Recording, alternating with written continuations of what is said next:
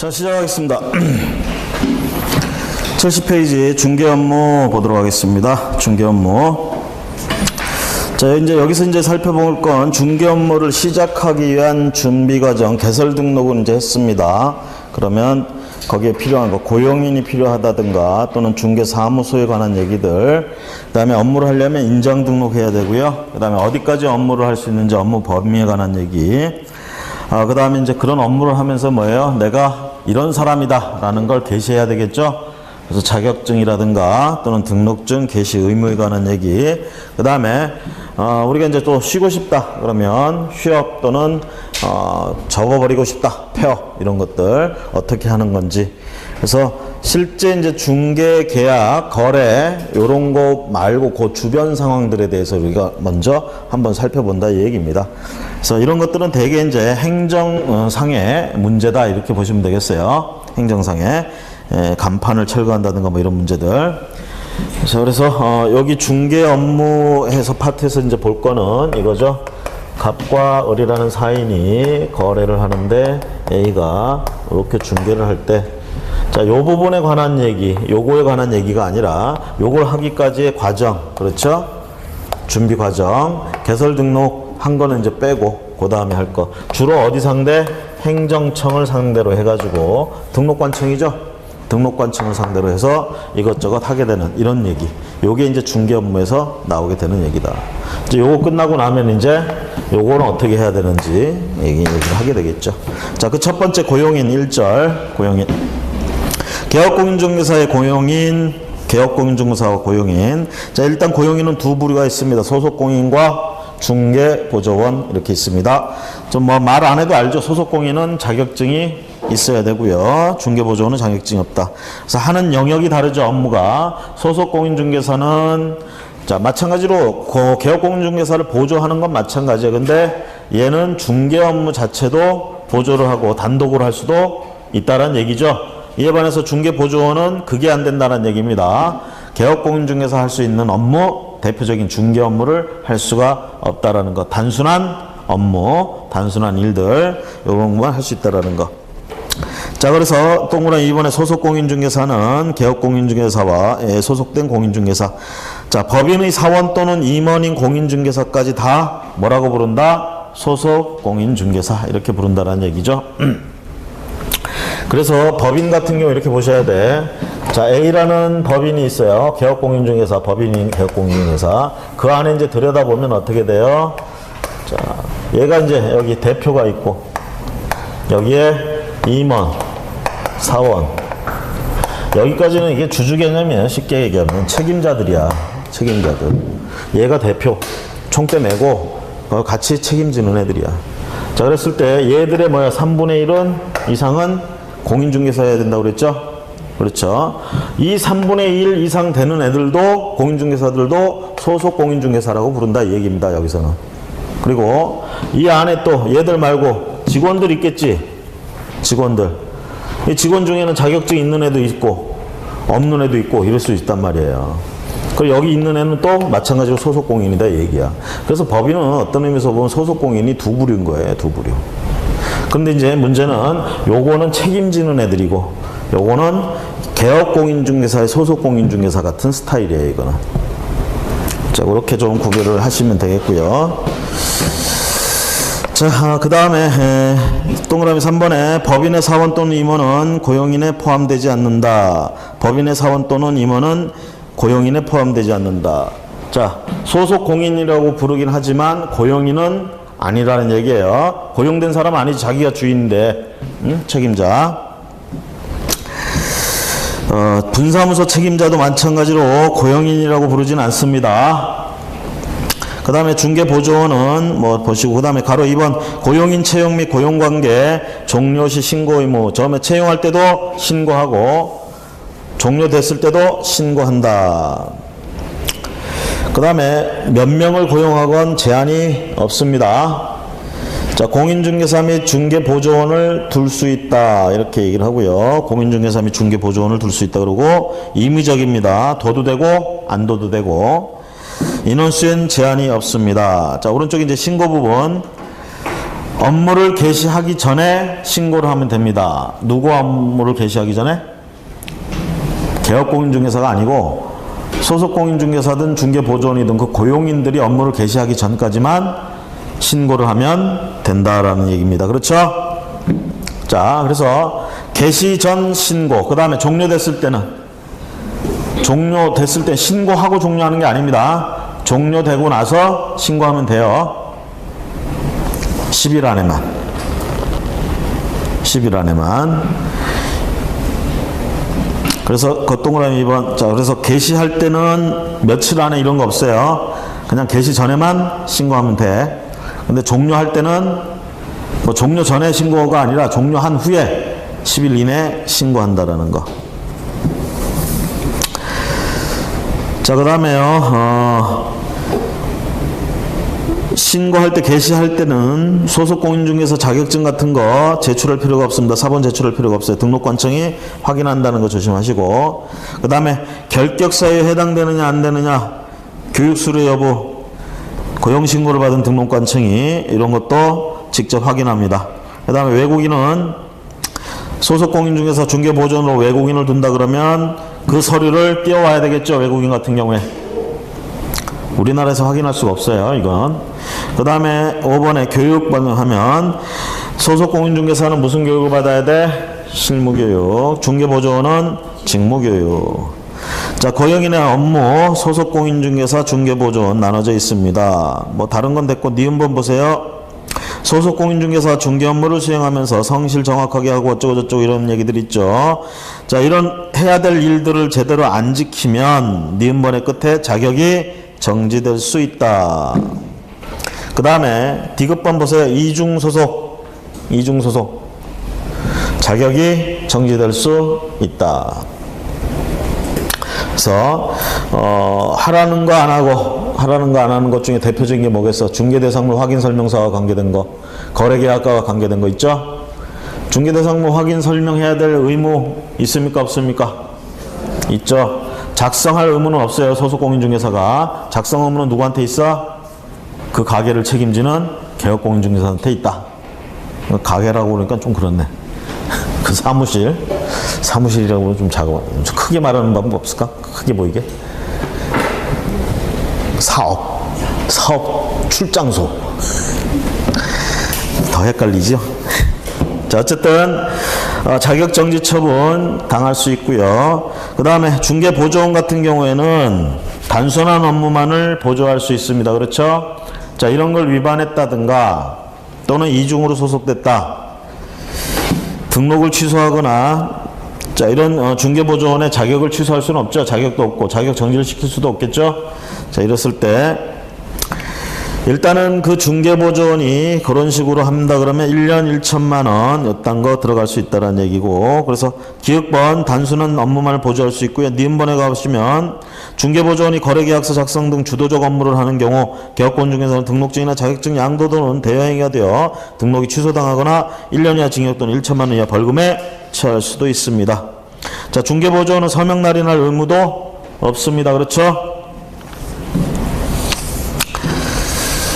자, 그 다음에 다음 넘어가셔서 고용인 채용 시 개업공인중개사의 책임. 자, 책임은 우리가 여러 방향에서 이제 볼 수 있어요. 지금 문제는 그겁니다. 여기 이 상황에서 지금 얘기하는 건 뭐냐면 개업공인중개사가 갑을 채용을 했는데 갑이 엄한 짓을 한 거야. 엄한 짓을 해서 의뢰인들한테 피해가 발생했다든가 이런 일이 생겼단 말이에요. 지금 의뢰인, 예를 들어서 의뢰에게 피해가 발생을 했다. 얘 행위 때문에. 그러면 얘가 어떤 책임을 지느냐, 이 부분이죠. 그렇죠? 대개 어떤 피해가 발생했을 때, 어떤 잘못을 저질렀을 때 보게 되면은 민사적인 부분, 이건 재산 문제예요. 그 다음에 그 짓이 죄가 되느냐 안 되느냐, 형벌의 문제, 이렇게 있다는 얘기입니다. 그래서 요 두 가지 측면에서 일단 문제가 되고요. 요게 이제 결국 뭐야? 민사 문제면서 손해배상의 문제, 이렇게 간다라는 거. 자, 먼저 민사 책임, 손해배상 책임, 무과실 책임 이렇게 얘기를 하는데요. 민사 책임 그러면 이건 손해배상 책임인데 무과실 책임이다. 1번 업무상 행위는 그를 고용한 개업공인중개사 행위로 본다. 그러니까 얘가 업무상 한 행위는 어떻게 한다고요? 얘 행위로 본다야. 얘 행위로. 그러면 얘가 얘를 잘 관리 감독했다 하더라도 얘가 잘못한 건 얘 행위로 본다는 얘기예요. 업무상 한 행위. 얘 행위로 보는 이유는 얘한테 손해배상 책임을 같이 물리기 위해서 그러는 거예요. 그래서 얘가 아무 잘못이 없다. 즉 얘를 잘 관리 감독했음에도 불구하고 책임을 진다는 거예요. 손해배상 책임을. 그래서 과실이 없는데도 책임을 진다. 무과실 책임. 아시겠죠? 그래서 손해배상에 있어서는 무과실 책임. 왜 이렇게 하느냐? 이렇게 해야 얘까지 배상 책임에 끌어들여야 피해자 입장에서는 조금 더 제대로 보호를 받을 수 있다는 얘기야. 자, 업무 보증 이런 거 누가 가입돼 있어요? 여기 가입돼 있죠? 그렇죠? 얘는 지금 사실 무자력이야, 거의. 응?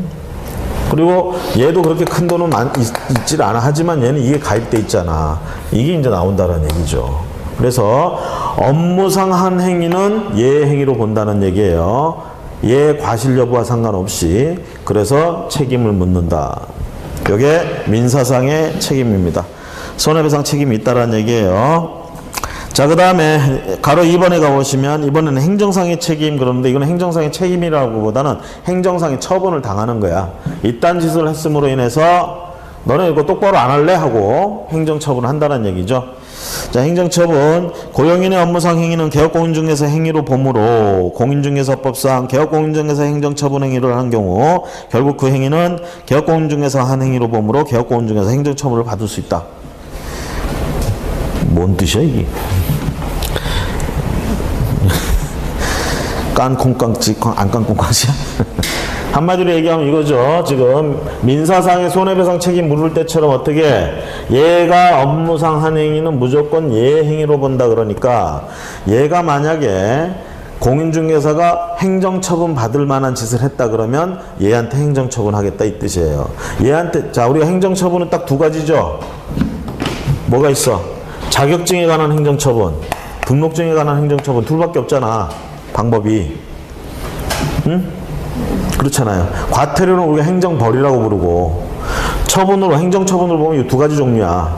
자격은 뭐야? 취소나 정지. 등록도 등록 취소나 업무 정지. 요거밖에 없는 거예요.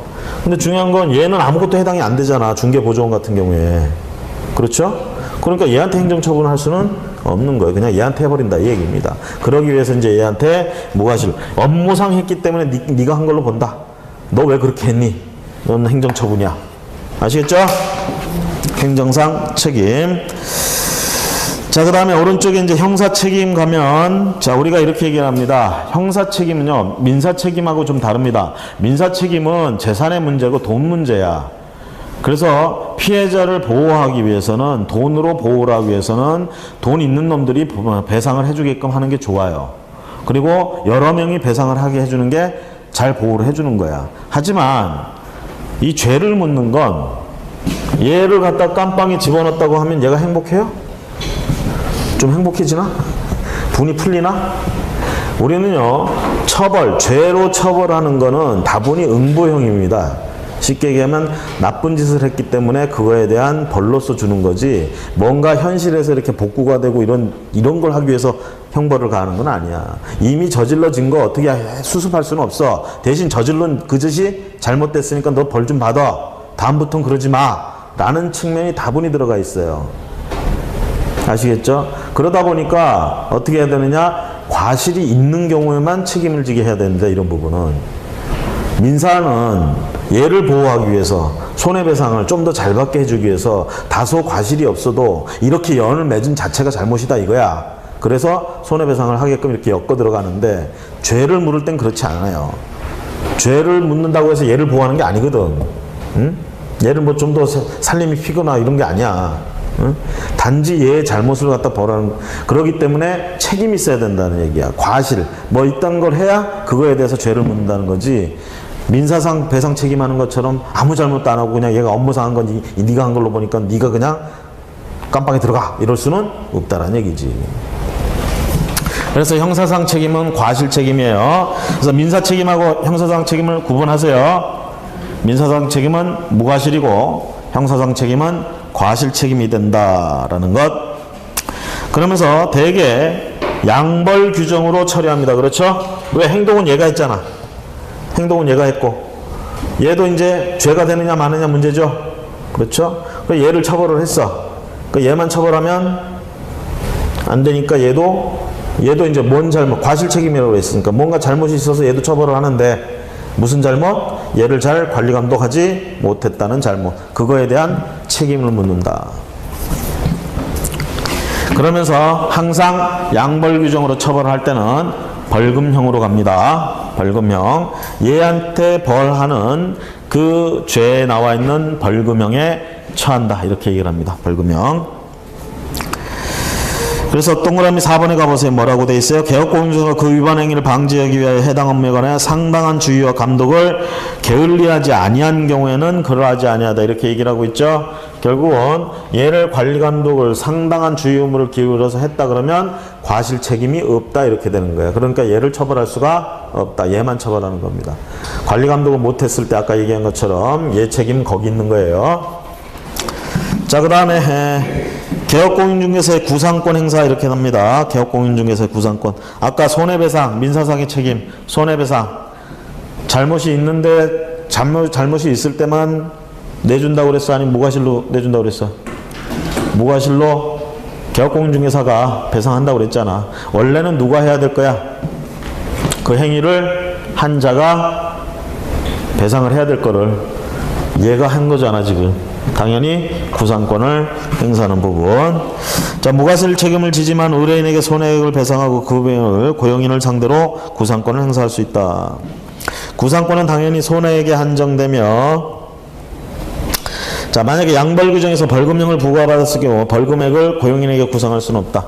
예를 들어서 얘한테 지금 배상해 준 돈이 얼마냐? 5천만 원이야. 5천만 원. 생돈 나갔어 지금 5천만 원. 그럼 5천만 원은 얘한테 달라고 할 수가 있다는 거지. 구상권 행사한다. 그리고 얘가 이제 얘 과실 책임이 인정이 돼가지고 형사상 뭐 벌금 뭐 500만 원 받았어. 그 이 500만 원도 얘한테 달라고 할 수 있느냐 얘기죠. 그건 아닙니다. 그 네가 잘못했기 때문에 내는 거기 때문에 아시겠죠? 역시 여러분들은 포커페이스야. 진짜 앞만 봐도 모르겠어. 알고 계신지 모르고 계신지. 그쵸? 여러분들이 잘 알고 계실 거라고 가정하에 쭉쭉 나가겠습니다. 응? 자, 그거 요약서로 한번 정리하고 갈게요.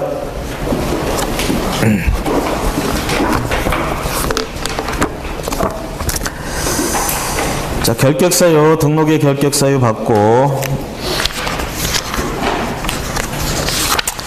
자, 23페이지 보세요. 23페이지. 중개사무소, 사무소 이전.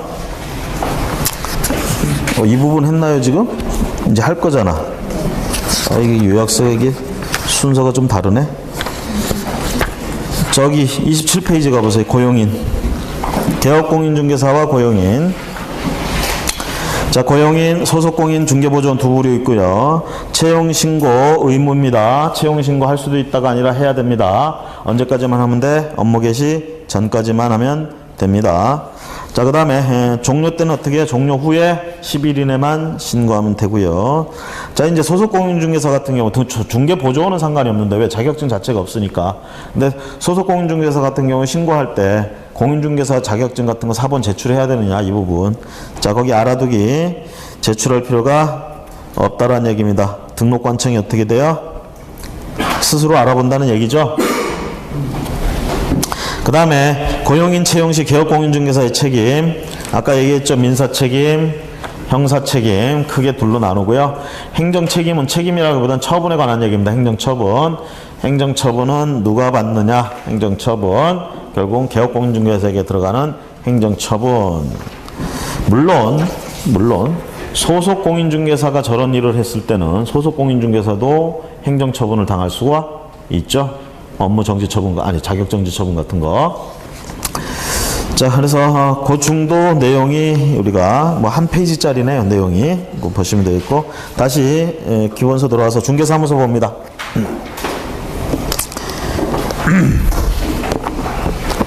중개사무소. 자, 중개사무소에 대해서는 이제 사무소 요건. 자, 중개사무소는 반드시 있어야 되죠. 어? 그리고 임시 이런 거 하면 안 되죠. 이동할 수 있는 거 하면 안 되죠. 자, 요건 건축물 대장에 올라가는 또는 앞으로 올라갈 예정인 거, 이게 가능하고요. 그 다음에 이제 중개사무소는 항상 또 분사무소도 문제가 됩니다. 분사무소의 설치에 관한 얘기. 그럼 이제 사무소에는 이제 간판 같은 거 걸잖아. 그러면 간판에 쓰는 명칭이나 또는 간판에 이제 공인중개사의, 개업공인중개사의 명칭, 성명, 이런 거를 표기하는 문제. 그 다음에 우리가 이제 중개대상물 같은 것들은 이제 의뢰 들어오고 그러면 이런 물건이 있다 이런 거 광고해야 될 거 아닙니까? 그렇죠? 그렇게 광고를 할 때 그런 광고를 할 수 있는 자들은, 개업공인중개사들은 중개대상물 표시 광고 가능하죠? 그렇죠? 그 표시 광고 하면서 어떻게 해야 돼? 과장되거나 이렇게 하면 안 되겠죠? 거짓말로 하면 안 돼요. 이제 그런 표시 광고에 관한 얘기고요. 그 다음에 하다 보면 이제 그 자리가 지겨워. 다른 데 이전하고 싶잖아. 사무소 이전에 관한 얘기들. 그 다음에 우리가 이제 경비 좀 아껴보려고 사무소 같은 거 공동으로 사용하는 얘기. 요게 이제 중개사무소하고 관련돼서 얘기할 수 있는 건덕지가 되겠다. 건덕지? 자, 중개사무소 첫 번째 봅니다. 사무소 요건, 등록관청 관할 구역 안에 설치해야 됩니다. 개설 등록 신청할 때 이미 중개사무소 확보해서 가죠. 그쵸? 그러니까 어떻게 돼? 이 얘기는 뒤집어서 얘기하면 그 사무소, 확보한 사무소를 행정구역상 관할하는 등록관청에 가서 등록 신청을 해야 되는 거죠. A 지역에서 하면서 B 지역으로 가서 신청하고 있으면 욕먹더기보다는 좀 창피하겠지. 그쵸? 자, 그래서 관할구역 안에 설치한다는 얘기 그렇고요. 그 다음에 1인 1사무소죠. 그렇죠? 1인 1사무소. 이 2개 이상 사무소를 설치하면 안 되고요. 임시중개시설물 설치하면 안 됩니다. 뭐 이런 건 다 알고 계시니까. 응? 이런 건 여러분들 하라고 해도 안 할 사람들이야. 딱 보면. 응? 얼굴 딱 표정에 딱 하라고 해도 안 할 사람들이야. 이게 얼굴에 써져 있어, 할 사람들은. 딱 보면 알아, 내가. 자, 어쨌든 그래서 여러분들이 관심이 없는 거예요. 지금 자기들이 이렇게 안 할 거니까, 이렇게 안 할 거니까 관심이 없는 거야. 이거 할 것 같으면 하려는 사람은 벌써 야, 이걸 어떻게 피해야 될까 이런 거 생각하면 이럴 텐데, 여러분들은 이런 거 뭐 하라고 시켜도 안 할 사람들이라 남의 일인 거예요, 솔직히 얘기하면. 그러니까 남의 일이니까 벌써 한 달이 건너는 거지. 관심이 적어지는 거야. 시험을 위해서는 좀 관심 좀 가십시다. 사무소 2개 이상 설치하면 안 되는 거고요. 자, 등록관청 관할을 해야 된다. 자, 그래서 1번, 자, 가로 1번 등록관청 관할구역 안에 설치한다. 자, 건축법상 적합해야 된다. 뭐 이런 얘기들이고요. 그 다음에 아직 바로 그 건축물 대장에 올라가지는 않았어도 앞으로 올라갈 예정인 것도 가능하다고 그랬고요. 그 다음에 2번, 동그라미 2번에 보시면 왜 이런 사무소를 꼭 2개 하느냐, 고정된 장소를 2개 하느냐. 자, 어떤 의미에서 보면 이제 책임이나 이런 부분들. 그 다음에 이제 이게 다 피해자들, 의뢰인들을 위한 것들이야. 이게 사이버상으로만, 오늘날 같은 경우 지금 그렇잖아요. 지금 사이버상에 못 파는 물건이 없잖아. 사이버상으로 이걸 해버리게 되면, 안 그래도 여러분들 사이버상에 그 어떤 인터넷, 이거 쇼핑 피해 사례들 많이 있잖아요. 거기는 그래도 뭐 소소한 이런 제품일지 몰라도 이거는 한번 터지면 엄청난 거야. 그렇게 해서 터지면 엄청난 거야. 그렇게 안 해도 분양 사기나 이런 것들이 비일비재하고 그러는데, 그렇죠? 그래서 사무소를 꼭 2개 하는 데는 그런 이유도 있다라는 측면. 자, 그 다음에 오른쪽에 가보시면 2개 이상의 사무소 설치하면 안 됩니다. 2개 이상 사무소를 둘 수 있다. 만약에 둘 수 있다 이렇게 되면 어떻게 될까? 이것도 자본의 논리로 가게 됩니다. 돈 있는 사람이 쭉쭉쭉 열어놓으면 끝나는 거야. 그런 문제가 되겠죠. 그래서 공정한 경쟁을 할 수가 없게 됩니다. 그래서 못하게 하는 거고요. 그 다음 임시 중개시설물 설치하면 안 됩니다. 그래서 한때 우리가 파라솔하고 이런 거 들고 다니면서 깃발 꽂고 앉아가지고 그 야외에서 이런 거 하고 그러는데 이런 거 하면 안 된다라는 얘기야. 임시 중개시설물. 나는 처음엔 딱 이거 모르고 이제 시험 공부 딱 할 때는 그랬어. 이게 한 곳에서만 해야 된다 이런 걸 모르고 처음엔 생각해. 그 렌트카, 그 캠핑카를 하나 딱 얻어가지고 전국을 돌아다니면서 해야지. 꿈에 부풀었죠. 근데 딱 시험 공부 시작해서 여기를 보는 순간 아씨 안 되는구나. 그죠? 자, 그래서요, 중개 사무소 2개 이상 사무소를 둘 수 없습니다. 자, 세 번째 줄에 등록이 취소될 수도 있고요. 그 다음에 형벌로는 1년 1천만 원. 자, 예외 보시면 법인의 경우, 법인은 어때요? 법인은 주된 사무소 말고 분사무소를 또 설치할 수 있겠죠? 그래서 얘들은 뭐 2개 이상 사무소가 가능하다. 다만 한 관할구역 안에 2 이상 두면 안 됩니다. 얘들도 주된 사무소가 없는 시군구에 그리고 분사무소도 그 관할별로 1개씩만 둘 수 있습니다. 자, 법인의 분사무소 설치 이 부분이 이제 또 우리가 시험 문제 나올 수가 있겠습니다. 사무소 설치에 관하면 자, 주된 사무소가 속한 시군구를 제외한 시군구별 꼭 기억하세요. 시군구별. 그 다음에 요걸 제대로 지키지 않았다 그러면 마찬가지로 등록 취소가 가능하고요. 1년 1천만 원 이하. 그 다음에 분사무소 설치할 때는 우리가 설치 신고한다 이럽니다. 처음에 개설 등록할 때 개설 등록 신청 이렇게 얘기를 하죠. 법인인 개업공인 중에서도 처음에 할 때는 개설 등록, 주된 사무소 가지고 할 때는 개설 등록입니다. 자, 분사무소 설치는 설치 신고라고 불러요. 그리고 여기는 이제 나중에 등록증이란 말 안 하고 신고 필증이라고 그럽니다. 우리가 개설 등록하면은 등록증 나오잖아요. 교부해 주죠. 여기는 신고 필증을 교부해 줍니다. 자, 분사무소 책임자는 누구여야 돼? 공인중개사여야 되죠. 그러면서 교육 받아요, 안 받아요? 교육 받아야 되고요. 당연히 사무소 있어야 돼, 없어야 돼? 있어야 되겠죠. 그래서 사무소를 확보한 서류와 그 다음에 실무 교육을 받은 이 서류, 여기에 이제 또 하나 들어갈 게 뭐가 있어? 업무 보증을 증명하는 서류가 들어가 줘야 된다라는 거. 자, 우리가 이제 하나 생각해 봅시다. 개설 등록할 때는, 개설 등록 신청할 때 업무 보증 신청서 같이, 업무 보증 서류를 같이 냅니까?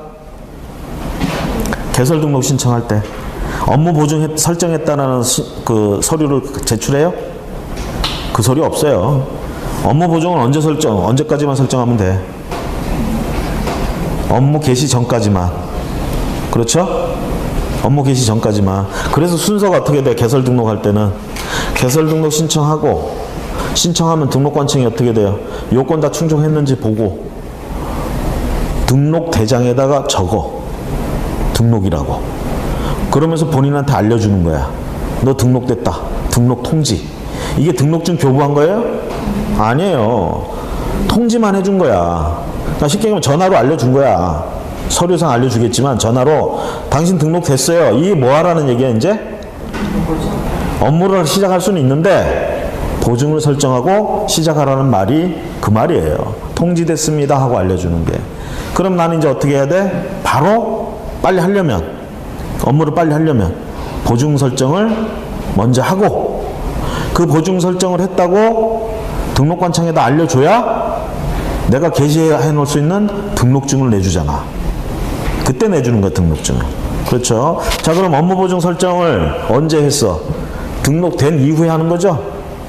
절차상으로. 그렇잖아요.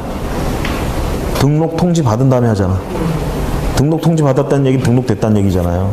그죠? 자, 그런데 여기 분사무소 설치 신고에는 뭐, 처음에 분사무소 설치 신고 신청 서류에 뭐가 들어가? 보증 설정서가 들어가죠?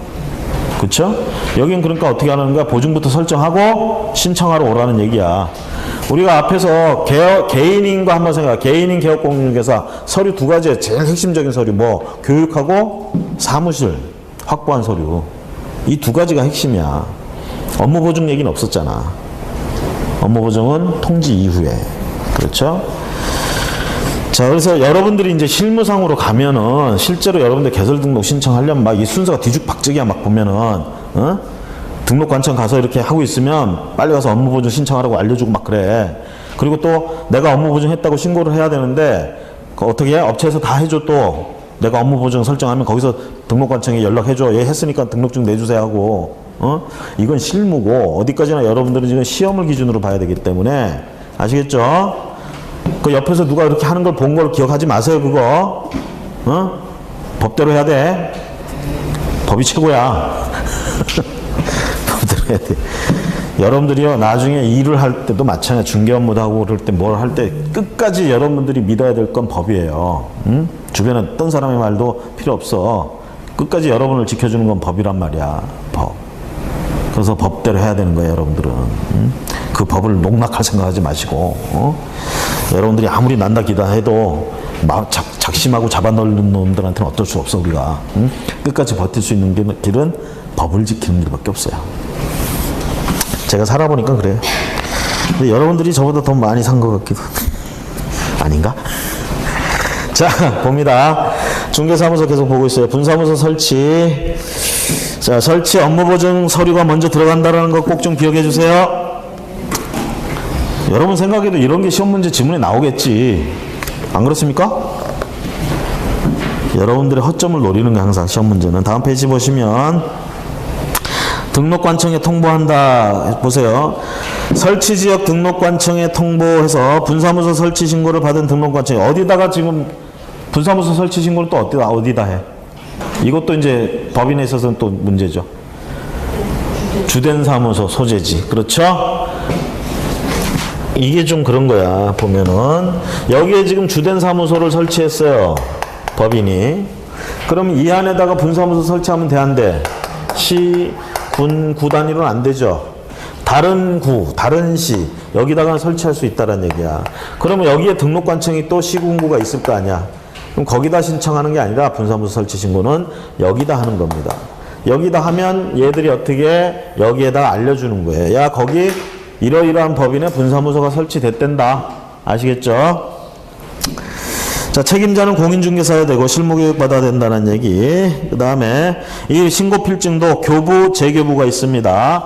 재교부, 뭐 분실, 훼손, 기재사항 변경 뭐 이럴 때 당연히 재교부 신청. 자, 중개사무소 명칭 및 성명 표기 가봅니다. 명칭 표시 의무. 개업공인중개사는 자, 법인도 마찬가지예요. 개업공인중개사 그러면은 개인만 얘기하는 게 아니죠. 법인까지 다 얘기하는 거죠. 자, 그러면서 뭐라 그래? 공인중개사 사무소 또는 부동산 중개라는 말이 반드시 둘 중에 하나는 들어가줘야 됩니다. 둘 중에. 그 다음에 이걸 위반하면 100만 원의 과태료. 그러면 부칙에 의한 개업공인중개사는 오히려 또 공인중개사 사무소란 말을 쓰면 안 되죠. 이 사람들은 공인중개사 자격시험을 취득하지 않았기 때문에 공인중개사가 아닙니다. 다만 이 법에 의해서 개설 등록한 걸로 봐주기 때문에 개업공인중개사라고는 불러줘요. 그렇죠? 그러면서 구별하기 위해서 우리가 앞에 부칙이란 말 자꾸 넣잖아. 근데 어쨌든 이 사람들은 공인중개사 자격은 없어. 그러니까 이 사람들이 공인중개사 사무소란 말 쓰면 돼, 안 돼? 안 되죠?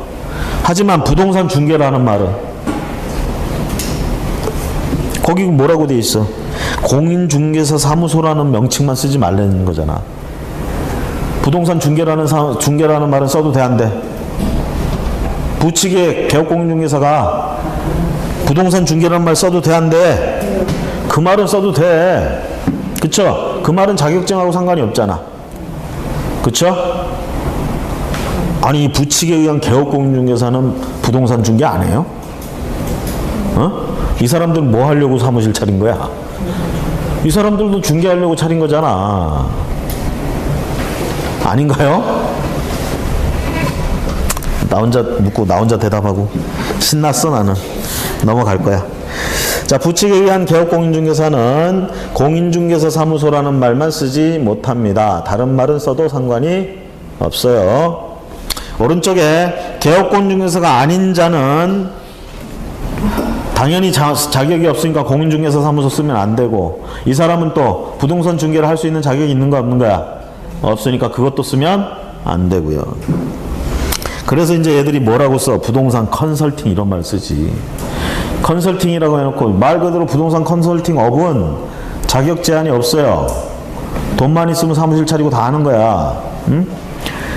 그런데 이것들이 그렇게 해놓고 중개를 하고 앉아 있는 거지. 컨설팅은 말 그대로 상담이에요, 상담. 응? 부동산 상담하는 건 자격이 필요 없어요. 그런 사무실 차리는 건. 응? 근데 이것들이 컨설팅 이렇게 말을 써가지고 그러면 이제 그게 무등록업자들이 되는 거예요. 우리가 속과내야 돼, 그런 사람들. 부동산 중개라는 말 개업공중개가 아닌 자는 쓰면 안 되고요. 다음에 성명표기 가봅니다. 자, 성명표기 이게 이제 2000년대 중반 2007년 5년 뭐 요럴 때 5년? 3년? 하여튼 되게 오래됐어 이거. 신뢰감을 주기 위해서 의뢰인들한테 이름을 본인의 이름을 쓰면 거짓말 안 할 거 아니냐 이 얘기지. 거짓말 할 놈은 자기 이름 써가면서 다 해. 그래가지고 괜히 그냥 간판에 이름만 쓰게 만들어 놨잖아요. 동네에 개 이름 됐어. 기분 나쁘나 하여튼 이름 쓰는 거. 근데 쓰라고 돼 있어요 지금. 가로형 간판, 세로형 간판, 돌출 간판, 옥상 간판 뭐가 됐든지 상관없습니다. 하나에는 개업공중에서 성명을. 자, 법인의 경우는 대표자. 자, 표기 방법. 크기에 대해서는 인식할 수 있는 정도의 크기 이렇게 돼 있습니다. 인식할 수 있는 정도의 크기. 그 다음에 위반 시에 100만 원 이하 과태료. 가로 3번에 철거명령 행정대집행해서 이런 걸 지키지 않았다 그러면 간판을 철거당할 수도 있습니다. 철거를 하라고 명령을 내려올 수도 있고 시정명령이겠죠. 쉽게 얘기하면 안 지키면 행정대집행. 자, 중개대상물의 표시광고. 자, 광고를 해야 되겠죠. 결국은 중개대상물. 자, 계약하고 뭐 하려면 광고해야 되겠지. 표시광고. 자, 개업공인중개사는 이런 표시광고를 할 수 있습니다. 그 다음에 어떤 것들을 넣어야 되느냐면 그런 물건들을 표시 광고하면서 자기들의 연락처나 성명 요딴 거 똑바로 기재하라는 얘기야. 그 다음에 이런 거 지키지 않으면 이것도 100만 원의 과태료. 다음 페이지 넘어가시면 개업공인중개사가 아닌 자는 이런 광고하면 돼, 안 돼? 안 됩니다. 중개를 하기 위해서 이런 광고를 하면 안 돼요. 1년 이하 징역 또는 1천만 원 이하 벌금. 자, 중개사무소 이전, 사무소 이전에 관한 얘기입니다. 자, 개업공인중개사는 사무소를 이전할 수 있습니다. 언제 어디서든지 이전할 수 있습니다.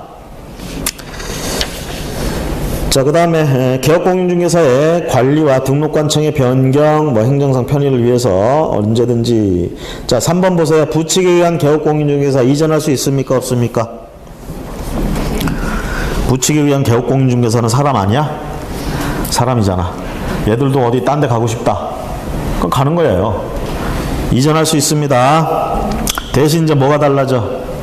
얘들은 업무 지역이 달라지게 되는 거죠. 그냥 개업공인중개사는 어디를 가든 업무 지역은 똑같아. 전국이야. 개업공인중개사는. 아시겠죠? 자, 그 다음에 동그라미 4번에 업무 재개할 때도 마찬가지. 휴업기간, 업무 정지기간 이때도 사무소를 이전할 수는 있습니다. 그렇죠? 근데 이전하고 업무는 하지 못하는 건 당연하죠. 그 다음에 휴업기간에 사무소를 이전한 경우는 재개업 신고를 하고 업무를 해야 하며 업무 정지 기간일 경우 그 기간이 경과한 후에 업무를 해야 됩니다. 그래서 휴업기간 중에도 업무 정지 기간 중에도 이전은 얼마든지 할 수 있다. 자, 분사무소, 중개사무소 이전과 분사무소 이전. 자, 먼저 중개사무소 이전 신고 보시면 이전 신고 제대로 안 했다 100만 원 이하 과태료. 자, 언제 이전하느냐? 첫 줄. 이전한 날로부터 10일 이내에 이전 신고.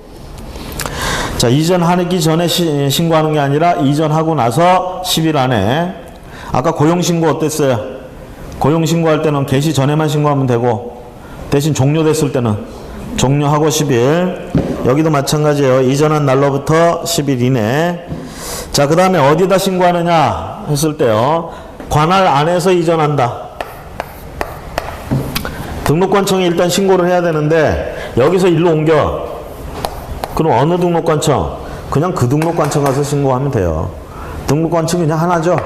근데 여기서 일로 간다. 그럼 얘기가 틀리죠. 여기가 있고 여기가 있어. 1번, 2번. 어디다 신고해? 앞으로 같이 지내야 될 날이 남은 이쪽한테 해야 되겠죠. 얘들은 이제 과거야. 과거는 필요 없다. 현재 미래형, 과거 지향적인 사람이 되기보단 미래 지향적인 사람이 됩시다. 내가 얘기해놓고도 참 어이가 없습니다. 이렇게 얘기를 해도 반응도 없고 누구하고 얘기를 하고 있는지 모르겠어 내가 지금. 그래도 괜찮아요.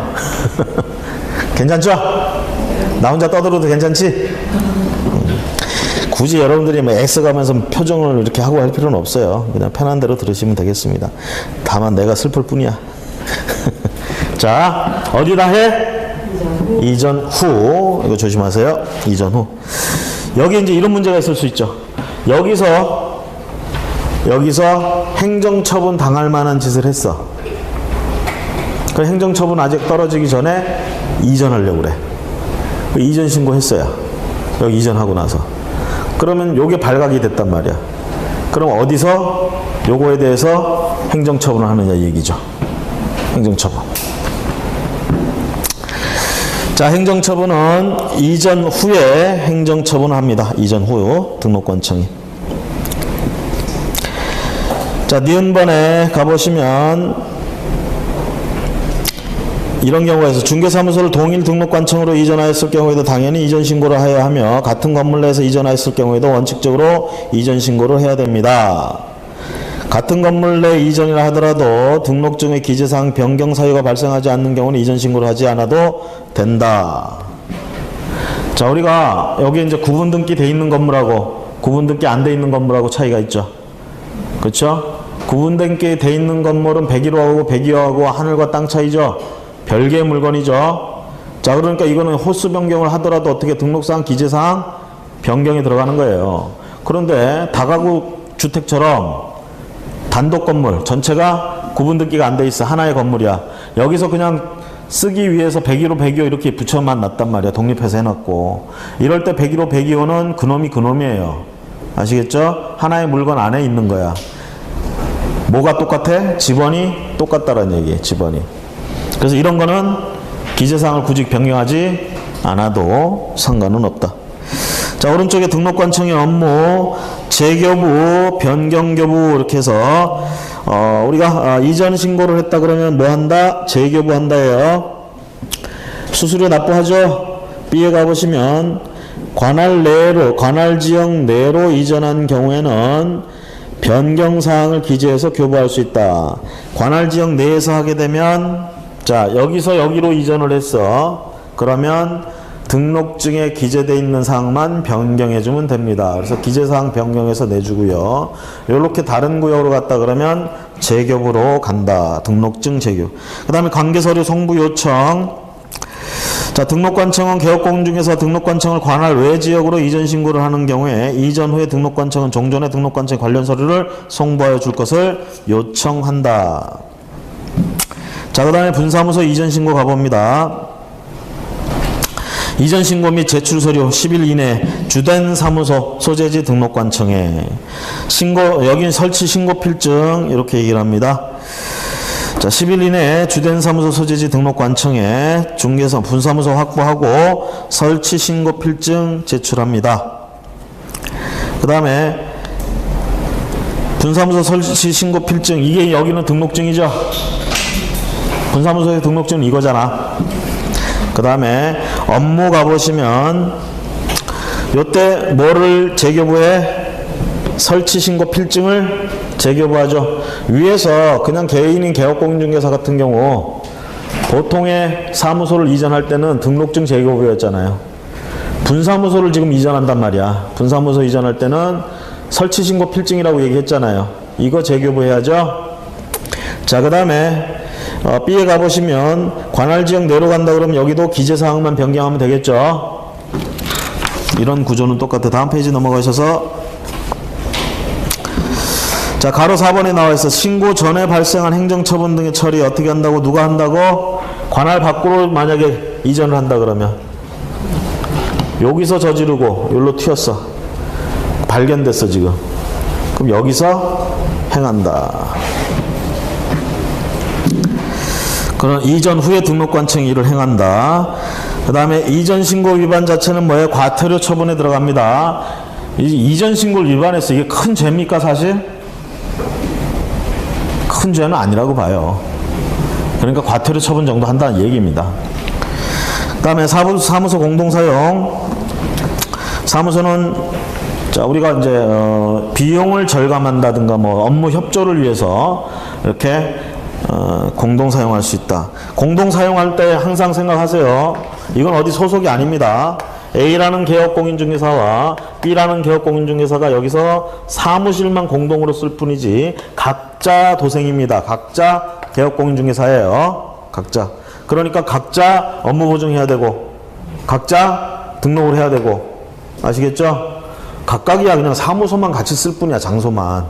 응? 그러면 예를 들어서 얘가 먼저 쓰고 있었어. 그럼 얘는 개설 등록할 때 여기다 개설 등록한다. 공동으로 쓰기 위해서. 그러면 사무소 확보 서류에 뭐가 들어가야 돼? 얘 승낙서 같은 게 들어가야 되겠지. 그렇죠? 이렇게 해가지고 사무소 공동사무소가 된다라는 거. 그냥 공간만 같이 쓰는 겁니다. 한마디로 얘기하면. 그러면서 이제 어떻게 해? 자, A는 토지 전문이고 얘는 주택 전문이야. 둘이 같이 이렇게 하면 업무 시너지 효과가 있겠지. 그렇죠? 각각 등록을 하고 그런 걸 노리기 위해서도 이렇게 합동사무소 한다라는 얘기입니다. 공동사용. 대개 이제 그렇게 공동사용하게 되면 사무소 명칭에 합동사무소란 말이 많이들 들어가. 꼭 넣어야 되는 건 아니지만 합동사무소란 말을 많이 씁니다. 자, 개설 등록하는 방법, 사무소 이전 신고하는 방법 전부 다 그냥 개인이 혼자 하는 거랑 똑같습니다. 자, 그러면서 동그라미 2번에 공동사용 시에 들어가 줘야 될 거 이렇게 승낙서 먼저 들어가 있는 사람이 있다 그러면 승낙서 같은 거 필요하고요. 그 다음에 책임은 어떻게 돼? 각자 책임져요. 이거는 소속공인중개사가 중개보조원이 잘못해가지고 개업공인중개사 고용인이 고용인이 책임진 거가 달라요. 그래서 마지막 줄에 말해서 의무와 책임은 개별적이다. 업무 보증도 어떻게 한다? 개별적으로 한다. 다음 페이지에 인장 등록도 어떻게 해야 돼? 각자 해야 되겠지. 각자. 그래서 혹시 이제 그러면 안 되지만 우리가 서로 믿고 공동 사용하겠지만 그렇죠? 인장 같은 거 관리 잘해야 되겠죠. 응? 내 도장 갖다 지가 마음대로 찍고 되겠어 안 되겠어? 자 4번에 그럼 마찬가지로 니은도 마찬가지로 고용인도 각자가 고용할 수 있어요. 그 다음에 4번에 공동사무소 설치 금지. 어떤 경우에 이제 공동사무소를 설치할 수 없느냐. 기획본에 보시면 업무의 정지 기간 중에 있는 개업공인중개사가 다른 개업공인중개사의 중개사무소 공동사무소를 위한 승낙서를 써주는 방법. 이거는 안 됩니다. 그 다음 니은번에 업무 정지 기간 중에 개업공인중개사가 다른 개업공인중개사의 중개사무소를 공동으로 사용하기 위해서 중개사무소 이전 신고를 하는 방법. 이것도 안 되겠죠. 이게 이제 조심하세요. 자, 여기가 지금 사무소야. A하고 B하고 지금 같이 공동으로 쓰고 있었어. 자, 그러다가 A가 업무 정지 처분을 당했어요. 얘 이 사무소 쓸 수 있다 없다? 이건 상관없어요. 그냥 쓰는 거야. 쓰다 보니까 얘가 업무 정지 처분 당했어. 얘하고는 상관없어요. 그냥 계속 쓰면 돼. 얘는. 대신 얘는 업무를 하면 안 되지. 업무 정지 처분 당했으니까. 얘는 해도 상관없어요. 여기 책에서 얘기하는 건 그거야. 혼자 쓰고 있었어. 혼자. A가 혼자 쓰고 있었어요. 그러다 업무 정지 처분을 당했어. 그럼 여기서 업무하면 안 되잖아. 그쵸? 그러니까 A가 그러니까 꼬레란다. 꼼수를 딱 한다. 저기 밖에서 떠돌고 있는 B를 갖다가 와서 부릅니다. 야, 너 여기 들어와서 공동으로 하자. 된다는 거야, 안 된다는 거야? 기획본 얘기예요, 안 된다는 얘기예요. 아시겠죠? 자, 이번에는 A가 업무 정지 처분을 딱 당하니까 여기서는 안 될 것 같아. 그래서 어떻게 하느냐? B가 하고 있는 사무소로 야, 내가 들어가면 안 되겠니? 공동사무소로? 공동사무소로 해가지고 내가 들어가면 안 되겠니? 이전 신고. 이거는 굳이 얘가 아니어도 딴 데 이전 신고를 해도 업무하면 돼, 안 돼? 업무 정지 기간 동안 하면 안 된다고요. 아시겠죠? 굳이 공동이 아니어도 얘는 못해. 정지기간 동안 어디로 이전을 가더라도 이전은 할 수 있어 얘는. 근데 공동은 그것도 안 된다는 얘기야. 그렇게 들어갈 수도 없다는 얘기예요. 자, 이렇게 되면 이렇게 들어와 가지고 만약에 이거를 이전 신고 이건 이전 신고를 허용해 주면 이렇게 되면 마치 그냥 A가 업무 정지해 가지고 가만히 있는 것 같지만 얘가 업무 다 해요. 다 하고 나중에 얘가 다 한 것처럼 한다니까. 이런 꼼수들은 이제 다 배웠으니까 이제 써먹어야지. 자, 그 다음에 81페이지 인장 등록 바로 봅니다. 인장 등록. 자, 인장 등록은 등록을 사용 이런 것들. 자, 의의는 동일성 확보를 위해서 이제 두 번째 줄에 그래서 개업 공인중개사가 그 사람이 맞다 이런 걸 확인하기 위해서 인장 등록. 자, 인장 등록 및 사용에 가보시면 인장 등록 대상자 시기 및 등록할 인장 딱 둘이죠. 인장 등록해야 되는 애들 개업 공인중개사와 소속 공인중개사. 중개보조는 등록할 필요도 없고 사용할 의무도 없습니다. 개업과 소속 공인중개사는 사용해야 돼요. 자, 그럴 때 이제 우리가 이랬습니다. 개업 공인중개사는 자기가 책임자이기 때문에 모든 중개 대상물 확인 설명서와 거래계약서에 다 들어가야 돼. 인장을 모두 다 사용해야 돼. 하지만 소속 공인중개사는 어때요? 자기가 관여한 것만 사용할 수 있다가 아니라 사용해야 돼. 모두 다에다가 쓸 필요는 없지만 자기가 관여된 거에 써야 돼. 이게 누구하고 누구의 차이점? 소속공인과 개업공인의 차이점. 아시겠죠? 자, 인장등록 시기 언제까지 인장등록하면 돼요? 업무 개시 전까지. 자, 그런데 이거는 업무 편의를 봐주기 위해서 법에서 이렇게 얘기합니다. 니은번에 가보시면 개설등록 신청 시에 그냥 도장까지 들고 와서 신청하라는 얘기야. 왔다 갔다 두 번씩 하지 말고. 고용신고도 마찬가지. 만약에 고용하려면 이거 의무 아니죠. 고용하고 안 하고는 의무가 아니에요. 그래서 고용을 만약에 한다 그러면 처음부터 할 거다 그러면 처음부터 그냥 신고 바로 와서 할 수 있게. 개설등록 신청할 때 이 두 가지 인장등록하고 고용신고는 특히 인장등록은 어쨌든 개설등록 신청할 때 같이 할 수 있다. 등록할 인장, 그래서 어떤 것들을 인장하느냐. 일단 개인일 경우 개업공인중개사 인감증명서란 말이 나오면 안 돼요. 개인은 가족관계 등록부나 이런 주민등록표에 기재되어 있는 성명, 그 이름이 나온 도장이 필요하다 이 얘기야. 뭐 7mm, 30mm 뭐 이렇게 얘기하는데 이런 수치까지는 나올까 싶은데요. 어쨌든 뭐가 필요해? 인감증명서를 필요해? 인감도장이 필요해? 아닙니다. 개인인 개업공인중개사 인감도장 필요 없어요. 뭐가 있으면 돼? 그냥 도장이면 되는데 그 도장의 이름이 주민등록 등록표나 이런 데 나와 있는 이름이라는 게 뭐야? 공식적으로 쓰이고 있는 이름이란 얘기지. 그쵸? 그 이름이 표시된 인장이 필요하다. 아시겠죠? 인감증명서일 필요는 없어요. 인감증명도장일 필요는 없어. 그럼 인감증명도장으로 하면 안 돼? 내가 할 필요는 없다고 그랬잖아. 인감도장으로 해도 상관이 없어요. 제가 그러고 있어요 지금. 바꾼다 하면서 여지껏도 안 바꿨어. 처음에 아마 제가 2001년에 아마 할 때는 인감도장이었어야 될까요 아마. 개인도. 그래서 내가 또 인감도장 파가지고 했는데 이게 언제부턴가 이제 바뀌었어요. 개인일 경우 인감도장이 필요 없어. 꼭 인감도장이 필요. 그래서 이제 바꾼다 하는데 맨날 바꾼다 말로만 바꿔야지 놓고 이제 아직까지 못 바꿨어. 자, 그 다음에요. 법인의 경우는 이제 봅니다. 주된 사무소도 등록해야 되고요. 인장 등록. 분사무소도 어떻게 해야 돼? 등록을 해야 돼. 자, 주된 사무소는 누구? 법인의 인장. 이 법인은 뭐야? 등기돼 있다는 얘기죠. 그 등기에 이제 올라가 있어, 이 인장이. 그 인장을 사용하면 돼, 법인의 인장. 그 다음에 B의 분사무소는 법인의 인장을 등록하거나 상업등기규칙에 의한 법인의 대표자가 보증하는 인장을 등록할 수 있다. 자, 분사무소에서 사용할 인장은 법인의 인장을 등록하거나 또는 대표자가 보증하는 인장을 등록할 수 있다. 대개 대표자가 보증하는 인장을 등록하겠죠. 인장을 등록해야 돼요. 분사무소도. 그럼 뭐 법인의 인장을 등록할 수도 있다고 그랬잖아. 법인의 인장이 몇 개예요? 한 개. 법인의 인장은 한 개. 복사품 없어요. 법인의 인장은 한 개인데 그 한 개를 주된 사무소에서도 찍고 분사무소에서 또 뭐 찍어야 된다고 들고 와서 찍고 얼마나 번거롭겠어.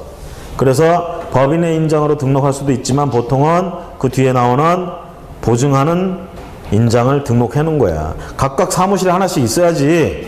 그쵸? 언제 그걸 들고 왔다 갔다 하겠어. 응? 자, 어쨌든 법인의 인장을 등록해도 된다는 얘기입니다. 분사무소도. 자, 그 다음에 C에 가보시면 법인의 소속 공인중개사도 인감증명이 필요하죠. 인장이 필요하죠. 얘는 인감증명법에 있는 인장을 등록해야 됩니다. 법인의 경우에. 그 다음에 D에 가보시면 자, 법인인 개업공인중개사의 경우 상업등기규칙에 의한 인장 등록은 인감증명서 제출로 가름한다. 그러니까 인장 등록할 때 만약에 개인인 개업공인중개사 여러분들이 인장 등록을 하는데 그 뭘 들고 갈까? 등록관청에 뭘 들고 가야 돼? 도장 하나 파가지고 들고 가야 돼. 이 도장을 거기 서류에다 찍어야 돼요. 그럼 그 선명하게 딱 찍힌 거 그게 등록한 거야. 응? 이게 옛날에 인감증명서를 할 때는 도장을 가져갈 필요가 없어. 인감증명서를 띄워가지고 왜 인감증명서에 그 도장에 인형이 찍혀 있잖아. 그쵸? 그렇잖아. 인감증명서 한 번도 아직 인감증명서가 없으세요 다들? 응? 인감증명서 뭐 만들면 좋을 것도 없지만 하여튼 인감증명서가 이 A4 용지만하게 해서 발급을 해줘. 내가 등록을 하면 인감증명서 등록. 그거는 이제 아무 이유 없이 등록할 수도 있어요. 도장만 있으면. 자, 그렇게 해가지고 있으면 이때는 인감증명서를 들고 가서 제출하면 인장 등록이 됐어요. 근데 지금 이제 개인인 개업공인중개사 같은 경우에 인감 도장일 필요가 없잖아. 그러니까 어떻게 해야 돼? 도장을 들고 갈 수밖에 없어. 근데 법인은 뭐라고 그랬어요 지금? 법인 등기돼 있는 인장 또는 소속 공인중개사 같은 경우에는 인감도장이 필요하다고 그랬잖아. 그럴 때는 얘들은 인감증명서 제출로 가름한다 이 얘기예요. 자, 아시겠죠?